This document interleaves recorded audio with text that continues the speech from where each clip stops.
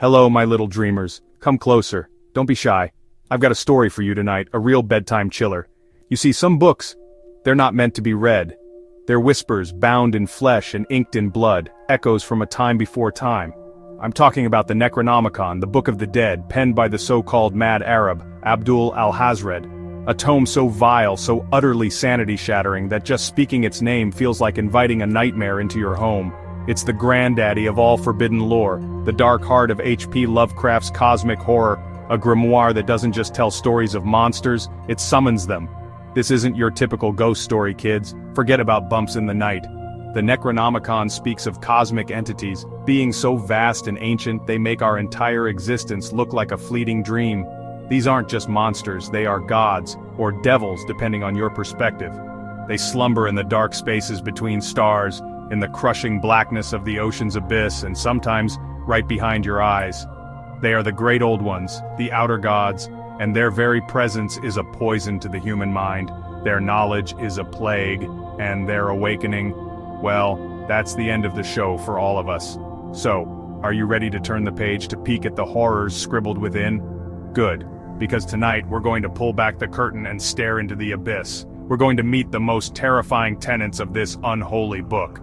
But I have to warn you, once you see them, they see you too, and they have all the time in the world. Whispers from the forbidden tome reveal horrors beyond comprehension. Dare you uncover them? Let's begin, shall we?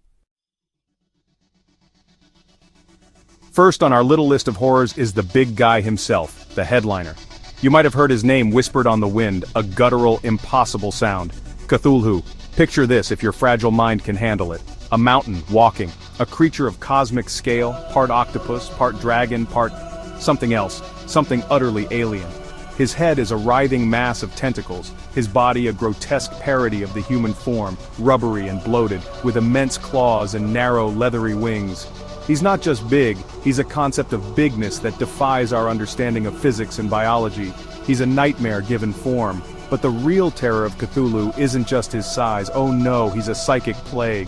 He lies dreaming, not dead, in his cyclopean city of R'lyeh, sunken beneath the waves of the South Pacific. And as he dreams, his thoughts, his nightmares leak out into our world. They brush against the minds of the sensitive, the artists, the poets, the madmen. They whisper of forgotten eons and cosmic dread driving mortals to insanity with just a fleeting touch.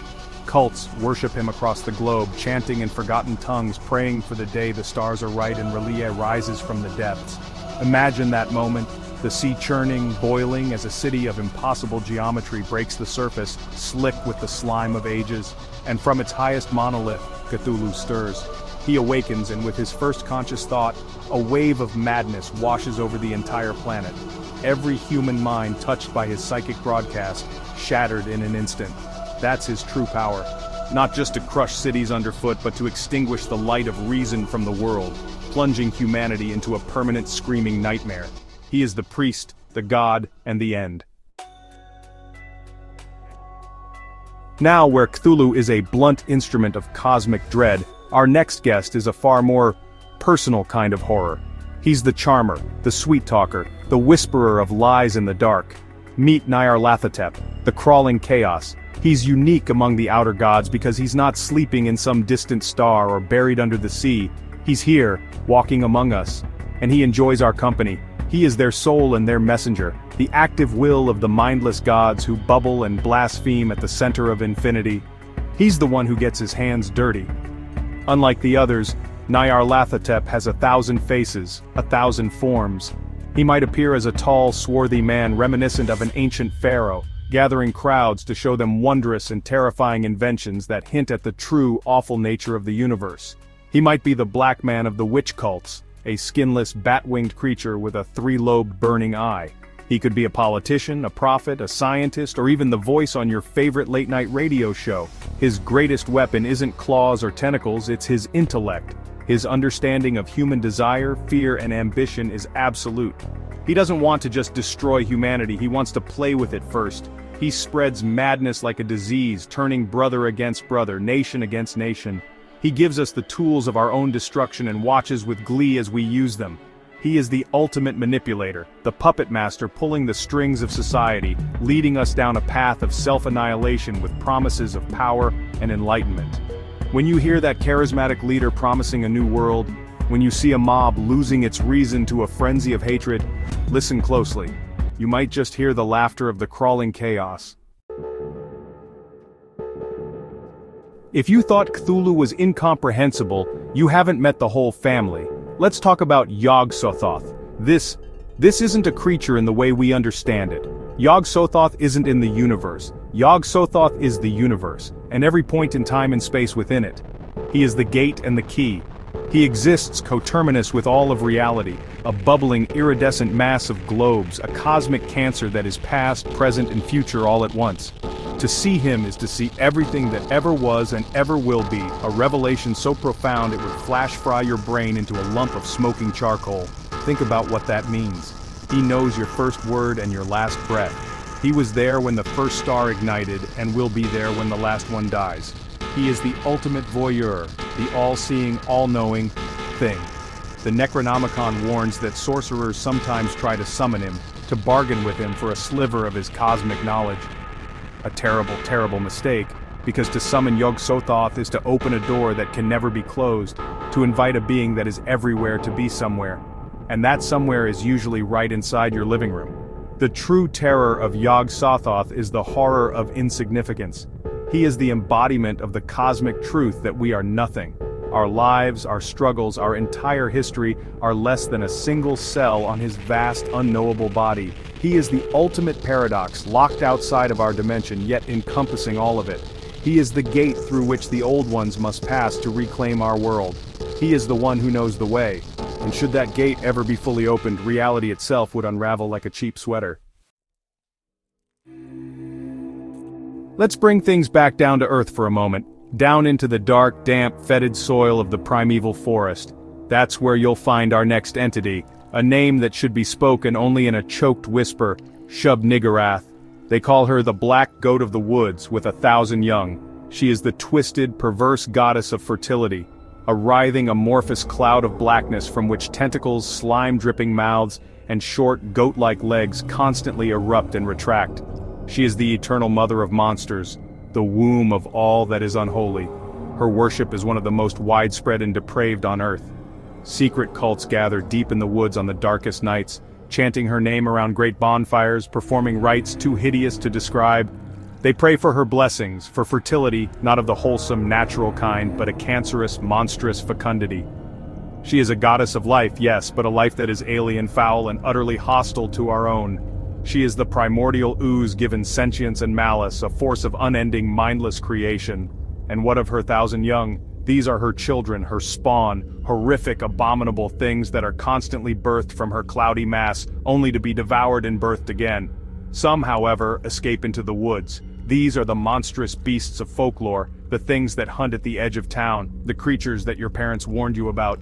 They are her progeny, and they are everywhere. The terror of Shub-Niggurath is the fear of the wild, of the dark woods, and of life itself twisted into a form of unending reproductive horror. From the woods we go to the water's edge, to the rotting wharves and fog-choked fishing villages, where the salt spray tastes of decay and forgotten secrets. Here, another ancient god holds sway. He is Father Dagon. While he may not have the cosmic scope of Yog-Sothoth or the sheer size of Cthulhu, his horror is intimate, insidious, and deeply unsettling. He is an ancient aquatic being, a great old one who has lurked in the abyssal depths since the world was young. Imagine a gigantic, fish-like humanoid covered in scales with bulging, unblinking eyes and webbed claws, reeking of the primeval muck of the ocean floor. Dagon is not alone. He is the patriarch, along with his consort Mother Hydra, of an entire race of amphibious humanoids known as the Deep Ones. These creatures dwell in magnificent non-Euclidean cities on the seabed, but they are drawn to the surface, to our coastal towns. They come ashore to breed with humans, offering boundless catches of fish and strange golden jewelry in exchange for loyalty and wives and husbands. This unholy pact is known as the Esoteric Order of Dagon, a cult that slowly and secretly transforms a town's populace. The horror here is one of slow, creeping corruption, the dread of a town like Innsmouth where the people begin to change. Their eyes bulge, their skin grows scaly, their necks develop folds like gills. They take on the Innsmouth look. Eventually they are drawn back to the sea to live forever with Father Dagon in the cold, black depths. It's a fear of losing your humanity, of your very blood being tainted by something ancient and alien. It's the sound of shuffling, webbed feet on cobblestones in the fog, and the knowledge that the sea is not empty. It's waiting to claim you. And there you have it, a quick dip into the cesspool of cosmic horror that is the Necronomicon. Cthulhu, Nyarlathotep, Yog-Sothoth. These are more than just monsters from a storybook. They are ideas. They represent our deepest fears, the fear of the unknown, the fear of losing our minds, the fear of our own insignificance in a vast, uncaring cosmos. Lovecraft didn't just create monsters, he created a philosophy of fear, a universe where humanity is an accident, a brief flicker of light about to be snuffed out by an overwhelming, eternal darkness. It's a terrifying thought, isn't it, that we are not the masters of our own house. The pages of this book are filled with countless other horrors, each one more sanity-blasting than the last. But that's a journey for another dark and stormy night. For now, try not to think about what slumbers beneath the waves, or what walks among you in disguise, or what watches you from every point in time and space. Try to sleep soundly. But if you find yourself dreaming of sunken cities and black stars, don't say I didn't warn you. Some knowledge once learned can never be forgotten.